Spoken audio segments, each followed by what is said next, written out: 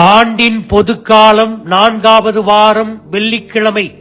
நற்செய்தி பகுதி மார்க்கு பிரிவு 6 அருள்வாக்குகள் 14 தொடக்கம் 29 வரை.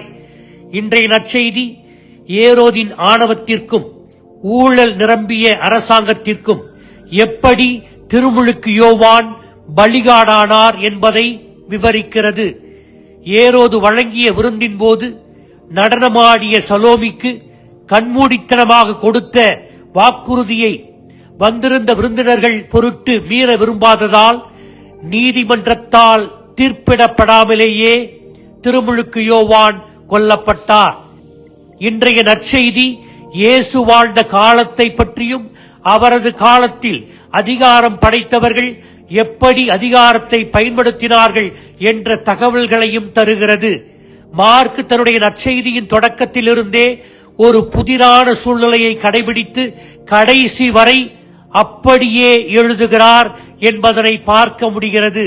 தனது நற்செய்தியில் 1:14 யோவான் கைது செய்யப்பட்ட பின் கடவுளின் நற்செய்தியை பறைசாற்றிக் கொண்டே இயேசு கலிலேயாவிற்கு வந்தார் என்று குறிப்பிடுகிறார்.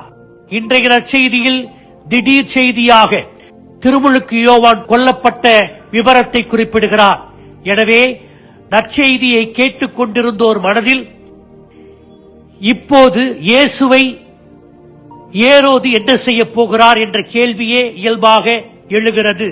திருமுழுக்கு யோவானுக்கு ஏற்பட்ட கதியே இவருக்கும் ஏற்படுமோ என்று நினைக்க தோன்றுகிறது. இயேசுவை பற்றி மக்கள் தந்த கருத்து கணிப்புகளுக்கும் ஏரோதின் கருத்திற்கு மேலாக நற்செய்தியாளர் மார்க்கு மறைமுகமாக இன்னொரு கேள்வியையும் தன்னுடைய நற்செய்தியில் வைக்கிறார்.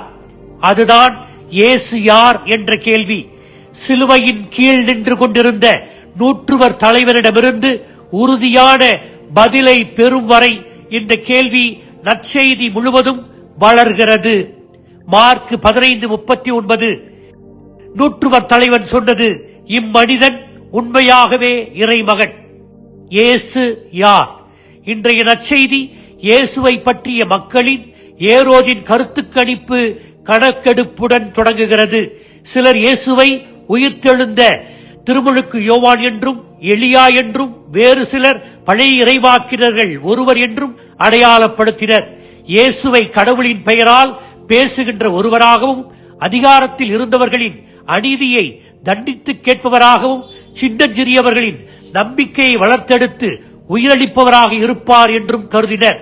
மக்கள் தாங்கள் தொடக்கத்திலிருந்து தங்களுக்கு தெரிந்த நம்பியவைகளில் இருந்து இயேசுவை புரிந்து கொள்ள முற்பட்டனர். பழைய ஏற்பாட்டு இறைவாக்குகளையும் நம்பிக்கைகளையும் பழைய பாரம்பரியங்கள் சட்டங்கள் இவற்றையெல்லாம் இணைத்து பயன்படுத்தி இயேசுவை ஒரு பழைய ஏற்பாட்டு இறைவாக்கினர்கள் ஒருவர் என்று கருதினர். ஆனால் இந்த அளவுகோல்கள் போதுமானதாக இல்லை. இந்த அளவுகோல்களை எல்லாம் கடந்தவர் இயேசு. எனவே இறுதி வரை மார்க்கு நற்செய்தியின் பின்புலத்தில் வைத்திருந்த யார் இந்த இயேசு என்ற கேள்விக்கு நூற்றுவர் தலைவர் பிற இனத்தார் பதிலளிப்பதாக கூறுகிறார். இன்றைய நற்செய்தி படிப்பிக்கின்ற செய்தி, இயேசு உங்களுக்கு எனக்கு யார்?